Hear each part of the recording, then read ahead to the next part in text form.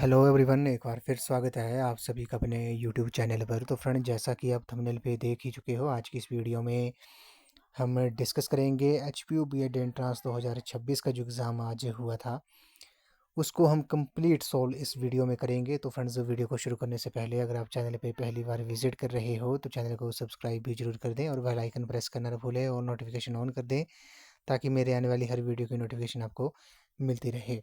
तो friends, video के बाद आपने कमेंट सेक्शन में अपने मार्क्स विद कैटेगरी जो है वो आपने कमेंट ज़रूर करने हैं, ठीक है। तो फ्रेंड्स, ये जो आपकी आंसर की रहेगी ये आपकी 100% एक्यूरेट रहेगी। एक या दो क्वेश्चन, एक या दो मार्क्स जो है वो आगे पीछे हो सकते हैं, बाकी आपकी 100% 99.9% जो है वो आपकी आंसर की जो है वो आपकी करेक्ट रहेगी। तो फ्रेंड्स, वीडियो को शुरू करते हैं। क्वेश्चन नंबर फर्स्ट है, इसमें बोला गया है कि इनमें से किस जिले में भूरी सिंह म्यूजियम है। तो भूरी सिंह म्यूजियम जो है वो आपको पता है ये डिस्ट्रिक्ट चंबा में है। ऑप्शन डी जो है इस क्वेश्चन का राइट आंसर है। अगले प्रश्न चलते हैं, बिलासपुर को हिमाचल प्रदेश में कब मिलाया गया था। तो ये 1 जुलाई 1954 को मिलाया गया था और ये पांचवा डिस्ट्रिक्ट बना था हिमाचल प्रदेश का। नेक्स्ट क्वेश्चन पे चलते हैं। बोला गया कि द लेडी ऑफ केलोंग इनमें से किससे संबंधित है। तो ये आपको पता है एक ग्लेशियर है लेडी ऑफ केलोंग। हमने कई बार क्वेश्चन डिस्कस किया था। 6061 मीटर की ऊंचाई पर स्थित ये ग्लेशियर है और ये डिस्ट्रिक्ट लाहौल स्पीति में स्थित है। उसके बाद बात करते हैं। बोला गया है कि इसमें इनमें से किसे हिमाचल प्रदेश में मोनोलिथिक मंदिर के नाम से जाना जाता है। तो मसरूर मंदिर जो कि डिस्ट्रिक्ट कांगड़ा में है, इसे मोनोलिथिक मंदिर के नाम से जाना जाता है। अगले प्रश्न में चलते हैं। बोला गया हिमाचल प्रदेश को पूर्ण राज्य का दर्जा जो था वो कब मिला था। तो ये 25 जनवरी 1971 को मिला था और ये हिमाचल प्रदेश भारत का 18वां राज्य बना था। नेक्स्ट क्वेश्चन में चलते हैं। हिमाचल प्रदेश में the great Himalaya national park कहाँ पर है। तो ये आपका डिस्ट्रिक्ट कुल्लू में है। ऑप्शन नंबर बी जो है इस क्वेश्चन का राइट आंसर है। अगले प्रश्न में चलते हैं। इनमें से किस नदी पर कोल डैम हाइड्रो पावर प्रोजेक्ट स्थित है। तो ये सतलुज नदी के ऊपर है। ऑप्शन सी इस क्वेश्चन का राइट आंसर हो जाएगा। अगले प्रश्न चलते हैं। हिमाचल प्रदेश में राज्य के बच्चे कौन हैं। तो ये आपको पता है, अनाथ और छोड़े गए बच्चे जिन्हें राज्य सरकार ने आधिकारिक तौर पर गोद लिया है। अगले प्रश्न चलते हैं। हिमाचल प्रदेश का कुल भौगोलिक क्षेत्रफल कितना है। तो 55,673 वर्ग किलोमीटर जो है वो हिमाचल प्रदेश का कुल भौगोलिक क्षेत्रफल है। नेक्स्ट बात करते हैं। हिमाचल प्रदेश का राज्य पक्षी कौन सा है। तो जुजुराना जो है इस क्वेश्चन का राइट आंसर है। अगले प्रश्न चलते हैं। 2011 की जनगणना के अनुसार हिमाचल प्रदेश की साक्षरता दर कितनी है। तो 82.80% है। ऑप्शन ए जो है इस क्वेश्चन का राइट आंसर है। अगले प्रश्न चलते हैं। हम हिमाचल दिवस कब मनाते हैं। तो हिमाचल डे आपको पता है प्रत्येक वर्ष 15 अप्रैल को मनाते हैं। 15 अप्रैल को ही हिमाचल प्रदेश का गठन हुआ था 30 छोटी बड़ी रियासतों को मिलाकर। अगले प्रश्न चलते हैं। इनमें से किसे हिमाचल प्रदेश में पहाड़ी गांधी के नाम से जाना जाता है। तो बाबा कांशीराम को जाना जाता है। ऑप्शन ए जो है इस क्वेश्चन का राइट आंसर है। अगले प्रश्न चलते हैं। इनमें से कौन सा हिमाचल प्रदेश में यूनेस्को द्वारा मान्यता प्राप्त कोल्ड डेजर्ट बायोस्फीयर रिजर्व है। तो ये स्पीति घाटी है। ऑप्शन डी जो है इस क्वेश्चन का राइट आंसर है। अगले प्रश्न चलते हैं। शानन हाइड्रो पावर प्रोजेक्ट कहाँ पर स्थित है। तो ये आपका मंडी डिस्ट्रिक्ट में जोगिंदर नगर में है। ऑप्शन ए जो है इस क्वेश्चन का राइट आंसर है। अगले प्रश्न चलते हैं। नीति आयोग के पदेन अध्यक्ष कौन है। X official chairman of NITI Aayog. तो ये भारत के प्रधानमंत्री होता है। ऑप्शन डी जो है इस क्वेश्चन का राइट आंसर है। ये नीति आयोग जो था वो प्लानिंग कमीशन यानी कि योजना आयोग के स्थान पर आया था। अगले प्रश्न चलते हैं। भारतीय मिसाइल टेक्नोलॉजी का जनक किसे माना जाता है। तो आपको पता है मिसाइल मैन ऑफ इंडिया जो है वो डॉक्टर एपीजे अब्दुल कलाम को कहा जाता है। ऑप्शन सी जो है इस क्वेश्चन का राइट आंसर है। अगले प्रश्न में चलते हैं। इनमें से कौन सा सोलर सिस्टम में ग्रीन प्लैनेट है। तो आपको पता है यूरेनस जो है इसे ग्रीन प्लैनेट जो है वो कहा जाता है। क्वेश्चन नंबर 19 पे चलते हैं। सेरिकल्चर में से किस चीज़ के उत्पादन से संबंधित है। क्वेश्चन नंबर 19 का जो राइट आंसर है वे आपका ऑप्शन नंबर सी सिल्क यानी कि रेशम जो है इस क्वेश्चन का राइट आंसर हो जाएगा। क्वेश्चन नंबर 20 पे चलते हैं। पृथ्वी पर किस स्थान पर दिन और रात बराबर होते हैं। तो ये इक्वेटर नाम से क्लियर है। भूमध्य रेखा जो है इस क्वेश्चन का राइट आंसर है। अगले प्रश्न चलते हैं। निम्नलिखित में से किस उपकरण का उपयोग भूकंप को रिकॉर्ड करने के लिए किया जाता है। तो सिस्मोग्राफ इस क्वेश्चन का राइट आंसर हो जाएगा। अगले प्रश्न में चलते हैं। पृथ्वी की सतह से अंतरिक्ष में विकिरण होने वाली ऊर्जा को आप क्या कहेंगे। क्वेश्चन नंबर 22 का जो राइट आंसर है वे आपका ऑप्शन नंबर बी है, स्थलीय विकिरण जो है इस क्वेश्चन का राइट आंसर है। टेरिस्टेरियल रेडिएशन जो है इस क्वेश्चन का राइट आंसर हो जाएगा। क्वेश्चन नंबर 23 पे चलते हैं। इनमें से भारत की सबसे ऊंची चोटी जो है वो कौन सी है। क्वेश्चन नंबर 23 का जो राइट आंसर है वे आपका ऑप्शन नंबर बी है, कंचनजंगा जो है इस क्वेश्चन का राइट आंसर है। क्वेश्चन नंबर 24 पे चलते हैं। राष्ट्रीय डेयरी अनुसंधान संस्थान जो है वो कहाँ पर है। तो ये हरियाणा के करनाल में है। ऑप्शन बी इस क्वेश्चन का राइट आंसर हो जाएगा। क्वेश्चन नंबर 25 पे चलते हैं। बोला कि democracy does not stand for which of the following, democracy में से किसका प्रतीक नहीं है। क्वेश्चन नंबर 25 का जो राइट आंसर है वो आपका ऑप्शन नंबर बी हो जाएगा। लोगों की अप्रतिबंधित स्वतंत्रता जो है इस क्वेश्चन का राइट आंसर है। क्वेश्चन नंबर 26 पे चलते हैं। महिला one day international cricket world cup 2025 जो है वो किसने जीता है, तो ये भारत ने जीता है। और भारत ने किसको हराया था, साउथ अफ्रीका को हराया था। क्वेश्चन नंबर 27 पे चलते हैं। What was the major aim of operation Sindoor, तो ऑपरेशन सिंदूर जो था वो राष्ट्रीय सुरक्षा को मजबूत करना जो था। इस क्वेश्चन का राइट आंसर है strengthen national security. Question number 28 पे चलते हैं। Where is the headquarter of UNESCO, UNESCO का जो हेडक्वार्टर है वो आपका फ्रांस के पेरिस में है। ऑप्शन ए जो है इस क्वेश्चन का राइट आंसर है। यूनिसेफ का जो हेडक्वार्टर है वो आपका न्यूयॉर्क में है। अगले प्रश्न में चलते हैं। चंद्रगुप्त मौर्य ने मौर्य साम्राज्य बनाने के लिए किस शक्तिशाली राजा को गद्दी से हटाया था। क्वेश्चन नंबर 29 का जो राइट आंसर होगा वो आपका ऑप्शन नंबर ए है, धनानंदा जो है इस क्वेश्चन का राइट आंसर है।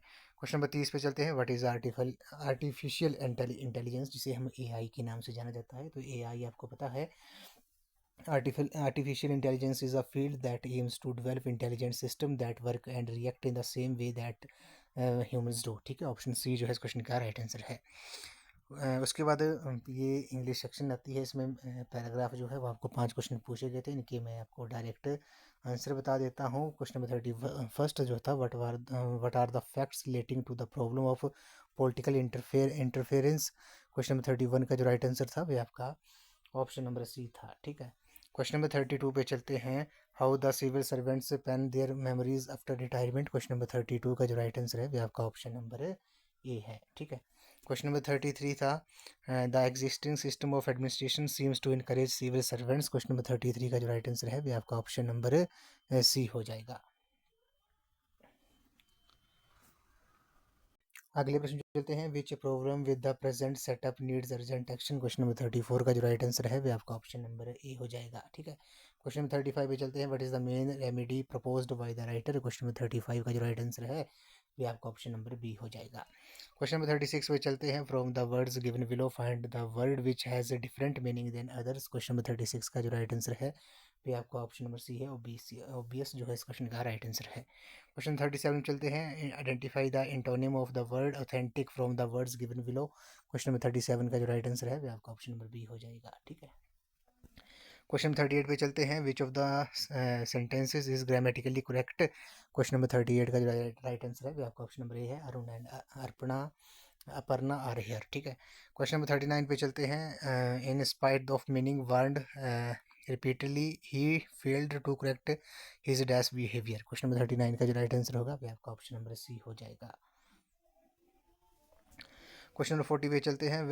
When she fell down the dash she received many dash but little help. Question number 40 का जो राइट आंसर है वो आपका ऑप्शन नंबर ए हो जाएगा। ठीक है, क्वेश्चन नंबर 41 पे चलते हैं। Which of the following sentence is correctly written. Question number 41 का जो राइट आंसर है वो आपका ऑप्शन नंबर डी हो जाएगा। क्वेश्चन नंबर 42 पे चलते हैं। From the following words identify the correct antonym for the word descent. ठीक है, तो क्वेश्चन नंबर 42 का जो राइट आंसर है वो आपका ऑप्शन नंबर सी है, एग्री जो है इस क्वेश्चन का राइट आंसर है। क्वेश्चन नंबर 43 पे चलते हैं। Change the following sentence from passive to active voice. Not a word was spoken by the criminal in self defence. Question number 43 का जो राइट आंसर है वो आपका ऑप्शन नंबर डी है, the criminal did not speak a word in self defence. Question number 44 पे चलते हैं। Identify the correct sentence from the following. Question number 44 का जो राइट आंसर है वो आपका ऑप्शन नंबर डी है, they have done and are still doing excellent work. Question number 45 पे चलते हैं। From the given sentences identify the sentence which is correct conversion of the sentence given below into indirect voice. He said to me I will not give you any money without singing a contract. Question number 45 का जो right answer है वो आपका option number ए हो जाएगा। Question number 46 पे चलते हैं। From the words given below identify the correctly spelled word. ठीक है, करेक्ट स्पेलिंग बतानी है। क्वेश्चन नंबर 46 का जो राइट आंसर है वो आपका ऑप्शन नंबर सी हो जाएगा। क्वेश्चन नंबर 47 पे चलते हैं। ठीक है, इसमें a part of the sentence is written in bold letters. Pick up the proper choice from the given choices which can substitute the part written in capital bold letters। ठीक है, sentence है I can not part with my friend. तो question 47 का जो right answer है वो आपका option B है। क्वेश्चन नंबर 48 पे चलते हैं। There is a blank space in the sentence given below, identify the appropriate choice from the choices given below that में complete the sentence correctly. Sentence है आपके पास हर नोबिलिटी एंड वर्चू, ठीक है। तो क्वेश्चन नंबर 48 का जो right answer है आपका ऑप्शन नंबर सी है, डिजर्व रिस्पेक्ट। क्वेश्चन नंबर 49 पे चलते हैं। कंप्लीट द सेंटेंस करना है। सेंटेंस है the gifts were shared dash all the children, तो ये होगा आपका among all the children. Question number 50 पे चलते हैं। क्वेश्चन नंबर 50 में बोला गया कि विच of the following sentence uses correct pronoun, तो प्रोनाउन आपको पता ही है। क्वेश्चन नंबर 50 का जो राइट आंसर है आपका ऑप्शन नंबर डी हो जाएगा, she and I are going to the party. Question number 51 पे चलते हैं। ये आपके पास पैराग्राफ दिया है। अब पैराग्राफ हिंदी का है, हिंदी सेक्शन है। इसमें मैं आपको डायरेक्ट आंसर बताता हूँ। अमेरिकी कॉलेजों में छात्रों के कई ग्रुप में से एशियाई छात्रों हैं, तो क्वेश्चन नंबर 51 का जो राइट आंसर है वो आपके ऑप्शन बी हो जाएगा, पढ़ाई में सबसे सफल है।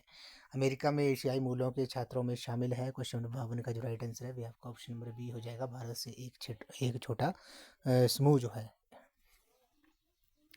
सॉरी 52 का जो राइट आंसर होगा वे आपका ऑप्शन नंबर ए हो जाएगा, भारत से काफ़ी संख्या में, ठीक है। क्वेश्चन नंबर 53 पे चलते हैं। आमतौर पर अमेरिका में पढ़ रहे टैलेंटेड युवा भारतीय, तो क्वेश्चन नंबर 53 का जो राइट आंसर है वो आपका ऑप्शन नंबर डी है, भारत में अपना करियर बनाने के लिए वापस नहीं आएंगे।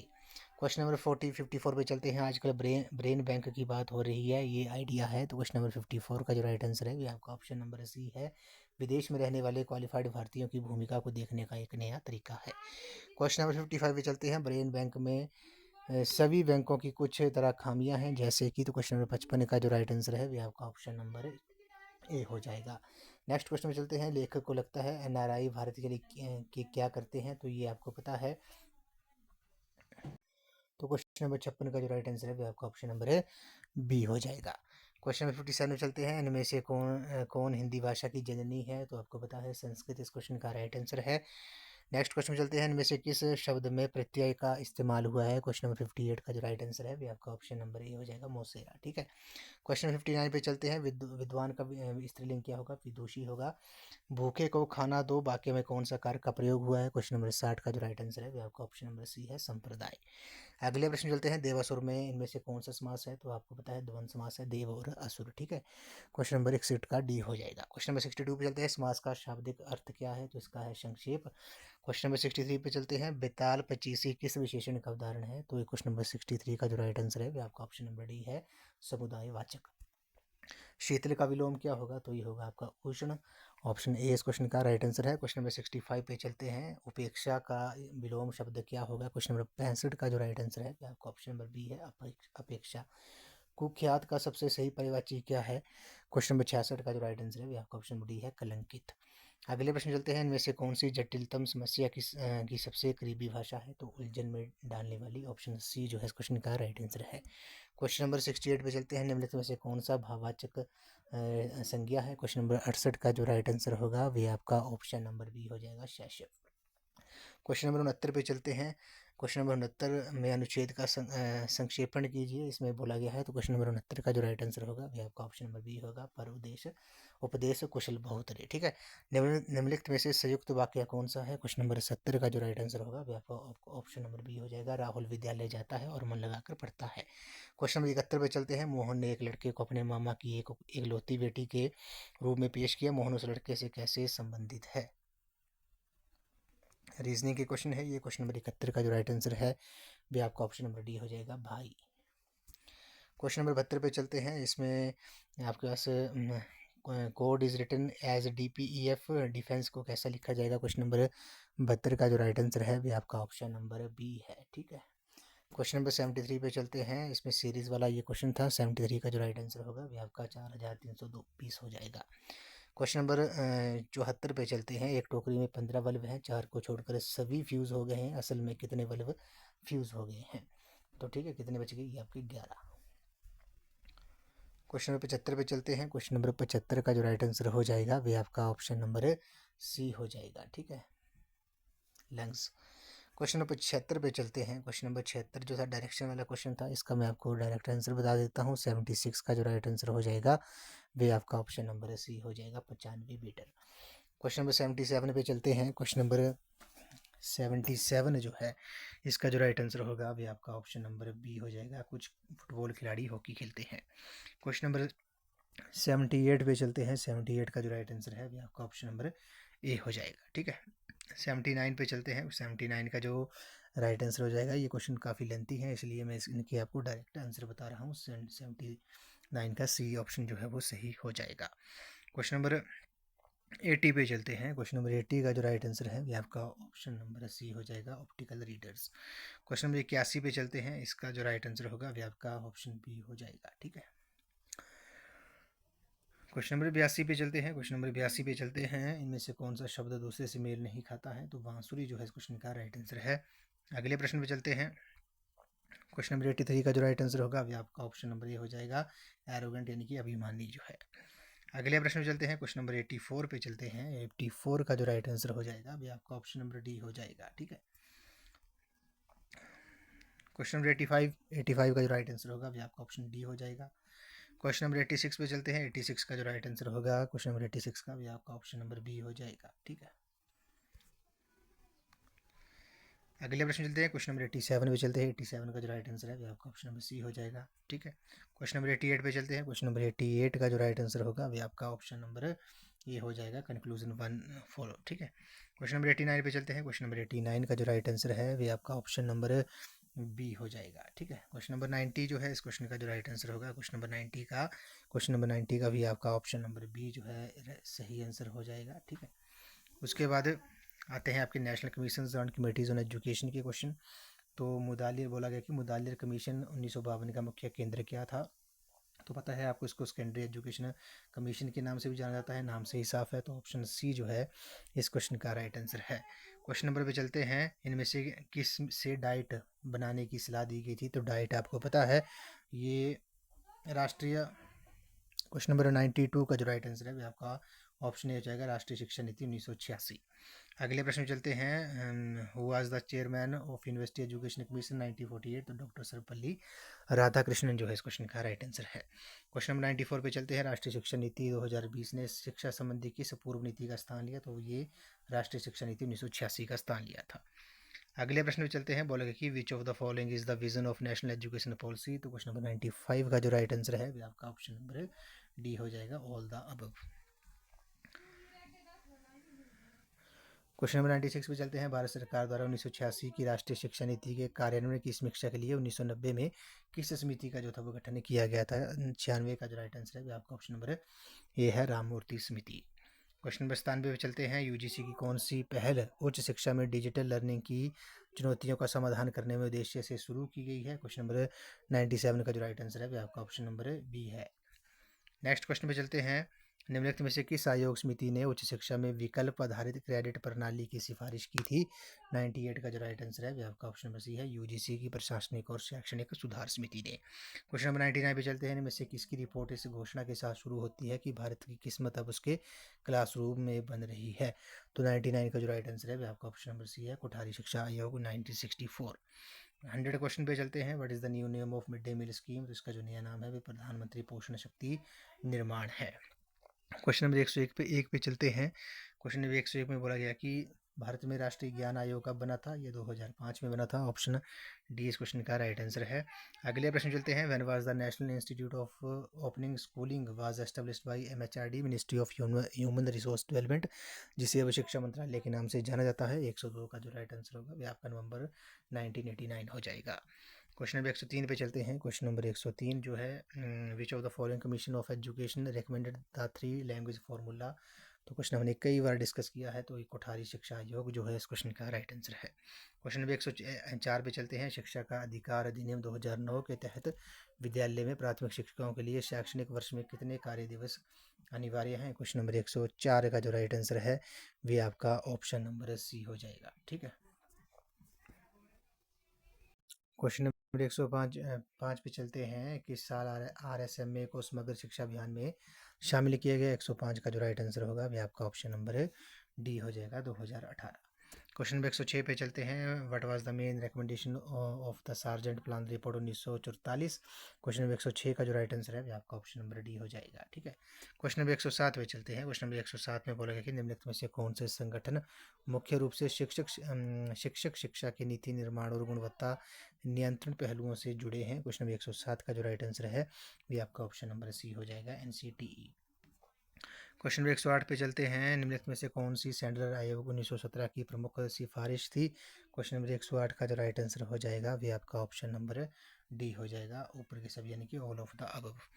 क्वेश्चन नंबर 109 पे चलते हैं। What is the name of Yashpal committee report 1993। तो ये आपको पता है। क्वेश्चन नंबर 109 का जो राइट आंसर है वे आपका ऑप्शन नंबर डी है, बिना बोझ के सीखना यानी कि लर्निंग विदाउट वर्डन।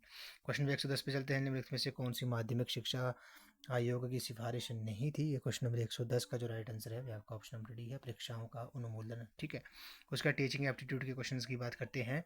आप शिक्षा के अपेक्षित नतीजों को क्या कहेंगे। What will you call the expected outcomes of education. Question number 111 का जो राइट आंसर है वो आपका ऑप्शन नंबर बी है, एम्स जो है इस क्वेश्चन का राइट आंसर है। क्वेश्चन नंबर 112 पे चलते हैं। निम्नलिखित में से कौन सा शिक्षार्थी केंद्रित दृष्टिकोण की विशेषता नहीं है। 112 का जो राइट आंसर है वो आपका ऑप्शन नंबर बी है, निष्क्रिय अधिगम, पैसिव लर्निंग। 113 पे चलते हैं। वट वुड नैतिक विद्यालय अनुशासन का उद्देश्य क्या होना चाहिए। क्वेश्चन नंबर 113 का जो राइट आंसर है वो आपका ऑप्शन नंबर डी हो जाएगा, जवाबदेही और पुनर्वास एवं सहायता के लिए संतुलन बनाए रखें। क्वेश्चन नंबर 114 पे चलते हैं। एक शिक्षक के इस विश्वास को आप क्या कहेंगे कि वे सबसे कठिन छात्रों तक भी पहुंच सकता है और उन्हें सीखने में मदद कर सकता है। क्वेश्चन नंबर 114 का जो राइट आंसर है वो आपका ऑप्शन नंबर डी है, शिक्षक की प्रभावकारिता की भावना। क्वेश्चन नंबर 115 पे चलते हैं। CWSN की फुल फॉर्म क्या है। तो आपको 115 का जो राइट आंसर होगा वो आपका ऑप्शन नंबर बी हो जाएगा, children with special needs. Question number 116 पे चलते हैं। निम्नलिखित में से कौन सा छात्र शिक्षक संबंध का सकारात्मक उदाहरण है। क्वेश्चन नंबर 116 का जो राइट आंसर है वो आपका ऑप्शन नंबर बी हो जाएगा, शिक्षक छात्रों को प्रतिक्रिया और रचनात्मक आलोचना प्रदान करता है। क्वेश्चन नंबर 117 पे चलते हैं। निम्नलिखित में से कौन सी तकनीक छात्रों की योग्यता बढ़ाने के लिए सही समय पर सही मात्रा में सही प्रकार का समर्थन प्रदान करने की तकनीक है। 117 का जो राइट आंसर है वो आपका ऑप्शन नंबर ए है, स्कैफोल्डिंग जो है इस क्वेश्चन का राइट आंसर है। क्वेश्चन नंबर 118 पर चलते हैं। दृश्य और यादगार उद्दीपकों के माध्यम से छात्रों को जानकारी समझने और याद रखने में मदद करने की तकनीक को आप क्या कहेंगे। 118 का जो राइट आंसर है वो आपका ऑप्शन नंबर सी है, उसे हम प्रदर्शन कहेंगे, डेमोन्स्ट्रेशन कहेंगे। क्वेश्चन नंबर 119 पे चलते हैं। निम्नलिखित में से कौन सा शिक्षण का स्तंभ है। तो ये उपरोक्त सभी ऑल द अबव जो है इस क्वेश्चन का राइट आंसर है। क्वेश्चन नंबर 120 पे चलते हैं। शिक्षार्थी केंद्रित शिक्षण पद्धति में एक शिक्षक को क्या करना चाहिए। क्वेश्चन नंबर 120 का जो राइट आंसर है वो आपका ऑप्शन नंबर सी है, छात्रों की अधिगम प्रक्रिया को सुगम बनाए। क्वेश्चन नंबर 121 पे चलते हैं। इनमें से कौन सा पाठ्यक्रम का असर तय करता है। क्वेश्चन नंबर 121 का जो राइट आंसर है वो आपका ऑप्शन नंबर डी है, मूल्यांकन, इवैल्यूएशन इस क्वेश्चन का राइट आंसर है। क्वेश्चन नंबर 122 पे चलते हैं। निम्नलिखित में से कौन सा शिक्षण की गुणवत्ता का सूचक है। 122 का जो राइट आंसर है वो आपका ऑप्शन नंबर बी है, कक्षा में पूछे जाने वाले प्रश्नों का स्तर।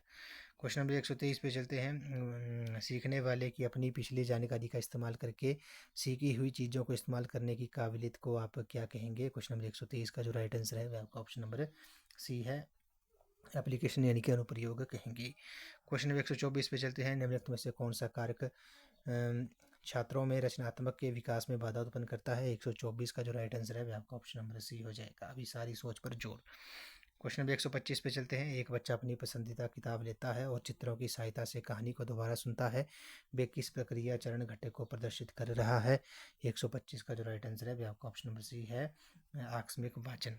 क्वेश्चन नंबर 126 पे चलते हैं। एक सांस्कृतिक कक्षा में एक शिक्षक को किन बातों का ध्यान रखना चाहिए। क्वेश्चन नंबर 126 का जो राइट आंसर है वह आपका ऑप्शन नंबर बी है, छात्रों का सामाजिक सांस्कृतिक संदर्भ। क्वेश्चन नंबर 127 पे चलते हैं। इनमें से सीखने वाले की कौन सी खासियत सिखाने से बहुत ज़्यादा जुड़ी हुई है। क्वेश्चन नंबर 127 का जो राइट आंसर है आपका ऑप्शन नंबर ए है, शिक्षार्थी के पूर्व अनुभव। क्वेश्चन नंबर 128 पे चलते हैं। शिक्षण की प्रभावशीलता का मुख्य सूचक क्या है। 128 का जो राइट आंसर है वह आपका ऑप्शन नंबर बी है, छात्रों के सीखने के नतीजे। क्वेश्चन नंबर 129 पे चलते हैं। ज़्यादा लाड़ प्यार अनुशासन की कमी से बच्चा बिगड़ जाता है, निम्नलिखित में से कौन सा संदेश जाता है। 129 का जो राइट आंसर है वह आपका ऑप्शन नंबर सी है, गलत व्यवहार के लिए सजा मिलनी चाहिए। क्वेश्चन नंबर 130 पे चलते हैं। कोई व्यक्ति जब शिक्षण को एक पेशे के रूप में आनंदित कर सकता है, तो इसका जो राइट आंसर होगा वह आपका ऑप्शन नंबर बी हो जाएगा, जब वे छात्रों से सम्मान प्राप्त करती है। 131 पे चलते हैं, उच्च शिक्षा स्तर पर शिक्षक की क्या भूमिका होती है। तो क्वेश्चन नंबर 131 का जो राइट आंसर है वह आपका ऑप्शन नंबर ए हो जाएगा। छात्रों में स्व अध्ययन को प्रोत्साहित करें। क्वेश्चन नंबर 132 पे चलते हैं, कक्षा में एक शिक्षक निम्नलिखित में से किस पर तत्काल नियंत्रण रख सकता है। 132 का जो राइट आंसर है वह आपका ऑप्शन नंबर बी डी हो जाएगा, स्वयं संचार के चयनित तरीकों और संप्रेषित किए जाने वाला संदेश। क्वेश्चन नंबर 133 पे चलते हैं, प्रभावशाली शिक्षण निम्नलिखित में से किसका कार्य है। 133 का जो राइट आंसर है वह आपका ऑप्शन नंबर डी है, शिक्षक का छात्रों को सिखाना और समझाना। क्वेश्चन नंबर 134 पे चलते हैं, निम्नलिखित में से कौन सी सार्वजनिक सुविधा छात्रों के भ्रमण के लिए एक प्रभावी स्थानीय शिक्षण संसाधन के रूप में उपयोग की जा सकती है। 134 का जो राइट आंसर है वह आपका ऑप्शन नंबर बी है, संग्रहालय, म्यूजियम। 135 पे चलते हैं, स्कूल को लघु समाज क्यों कहा जाता है। क्वेश्चन नंबर 135 का जो राइट आंसर है वह आपका ऑप्शन नंबर सी है, ये छात्र समाज के विभिन्न वर्गों का प्रतिनिधित्व करते हैं। 136 पे चलते हैं, निम्नलिखित में से कौन सा कारक शिक्षा में प्रौद्योगिकी के एकीकरण के लिए सबसे महत्वपूर्ण है। 136 का जो राइट आंसर है वह आपका ऑप्शन नंबर डी है, शिक्षक का रवैया। क्वेश्चन नंबर 137 पे चलते हैं, ब्लेंडेड लर्निंग शब्द से आपका क्या मतलब है। 137 का जो राइट आंसर है वह आपका ऑप्शन नंबर बी है, पारंपरिक और ऑनलाइन शिक्षा का एकीकरण। क्वेश्चन नंबर 138 पे चलते हैं, पढ़ाने में आईसीटी इस्तेमाल करने का मुख्य फ़ायदा क्या है। 138 का जो राइट आंसर है वह आपका ऑप्शन नंबर बी है, विद्यार्थी सहभागिता बढ़ाता है। क्वेश्चन नंबर 139 पे चलते हैं, व्यापक और सतत मूल्यांकन यानी कि सीसी का मुख्य उद्देश्य क्या है। 139 का जो राइट आंसर है वह आपका ऑप्शन नंबर बी है, मूल्यांकन को सीखने की प्रक्रिया का एक जरूरी हिस्सा बनाना। क्वेश्चन नंबर 140 पे चलते हैं, जिन बच्चों के मूड स्विंग्स होते हैं उनमें से निम्नलिखित में से कौन सी समस्याएं होती हैं। क्वेश्चन नंबर 140 का जो राइट आंसर है वह आपका ऑप्शन नंबर डी है, भावनात्मक मुद्दे होते हैं, इमोशनल इशूज होते हैं। 141 पे चलते हैं, डिस्ग्राफिया से पीड़ित बच्चे को इनमें से कौन सी समस्या होती है। क्वेश्चन नंबर 141 का जो राइट आंसर है वह आपका ऑप्शन नंबर सी है, ए और बी दोनों जो है इस क्वेश्चन का राइट आंसर है। क्वेश्चन नंबर 142 पे चलते हैं, निम्नलिखित में से कौन सा विकल्प शिक्षक सशक्तिकरण के सार को सर्वोत्तम रूप से दर्शाता है। 142 का जो राइट आंसर है वह आपका ऑप्शन नंबर बी है, शिक्षकों के विद्यालयों के लक्ष्य और नीतियों को निर्धारित करने में सक्रिय रूप से भाग लेने के अवसर प्रदान करना। 143 पे चलते हैं, एक छात्र है जो स्कूल तो आता है लेकिन कुछ कक्षाओं में उपस्थित नहीं होता है, आप इस छात्र से कैसे निपटेंगे। 143 का जो राइट आंसर है वह आपका ऑप्शन नंबर डी है, उसके व्यवहार का कारण जानने की कोशिश करें और फिर सही मदद दें। क्वेश्चन नंबर 144 पे चलते हैं, निम्नलिखित में से कौन सा कारक शिक्षण वातावरण को प्रतिकूल रूप से प्रभावित कर सकता है। 144 का जो राइट आंसर है वह आपका ऑप्शन नंबर सी है, हमेशा शारीरिक सजा दी जाती है। 145 पे चलते हैं, मौजूद प्रावधानों के तहत प्राथमिक विद्यालयों के कामकाज की निगरानी कौन करता है। क्वेश्चन नंबर 145 का जो राइट आंसर है वह आपका ऑप्शन नंबर ए है, स्कूल प्रबंधन समिति या स्कूल मैनेजमेंट कमेटीज। 147 पे चलते हैं, एक छात्र ने उत्तर पुस्तिकाओं के मूल्यांकन में पक्षपात करने के आरोप में शिक्षक की शिकायत की है, शिक्षक को छात्र के साथ कैसा व्यवहार करना चाहिए। 146 का जो राइट आंसर है वह आपका ऑप्शन नंबर बी है, छात्र को उसकी उत्तर पुस्तिका और कुछ अन्य उत्तर पुस्तिकाएं दिखाएं। 147 पे चलते हैं, स्मार्ट क्लासरूम के बारे में इनमें से कौन सा कथन सही है। 147 का जो राइट आंसर है वह आपका ऑप्शन नंबर डी है, उपरोक्त सभी। 148 पे चलते हैं, एक टीचर स्टूडेंट्स के साथ अच्छा तालमेल कैसे बना सकता है। क्वेश्चन नंबर 148 का जो राइट आंसर है वह आपका ऑप्शन नंबर बी है, मार्गदर्शक की भूमिका निभाना। क्वेश्चन नंबर 149 पे चलते हैं, अच्छे कक्षा प्रबंधन से आप क्या समझते हैं, what do you understand by better classroom management. Question number 149 का जो राइट आंसर है वह आपका ऑप्शन नंबर ए है, शिक्षण सामग्री की उचित योजना और तैयारी। इस वीडियो का लास्ट क्वेश्चन है, निम्नलिखित में से कौन सी गतिविधि जब सहकर्मियों के साथ अभ्यास की जाती है तो शिक्षक के व्यवसाय विकास को बढ़ाती है। क्वेश्चन नंबर 150 का जो राइट आंसर है वह आपका ऑप्शन नंबर बी है, सहयोगात्मक योजना बनाने और सर्वोत्तम प्रथाओं को साझा करने में संलग्न रहे, engage in collaborative planning and sharing best practice. Option B जो है इस क्वेश्चन का राइट आंसर है। तो फ्रेंड्स, आज की इस वीडियो में बस इतना ही। आज हमने complete solved paper HPU BEd entrance 2026 का जो एग्ज़ाम हुआ था आज, तो उसको हमने कंप्लीट सोल्ड, पूरे पेपर को जो है वो सॉल्व कर दिया है। अब आपने कमेंट सेक्शन में अपने मार्क्स जो है वो कमेंट करने हैं विद कैटेगरी के साथ, जिससे मैं थोड़ा विश्लेषण कर सकूंगा कि आपकी जो कट ऑफ रहेगी वे कितनी रहेगी सभी स्ट्रीम की और सभी कैटेगरी की। ठीक है, तो बस आपने कमेंट सेक्शन में अपने मार्क्स और विद कैटेगरी जो है वो आपने कमेंट कर देना है। तो आज की इस वीडियो में बस इतना ही। आई होप आपको ये वीडियो पसंद आई होगी, तो वीडियो को लाइक शेयर एंड कमेंट जरूर कर दें और चैनल को सब्सक्राइब भी जरूर कर दें। तो थैंक यू फ्रेंड्स।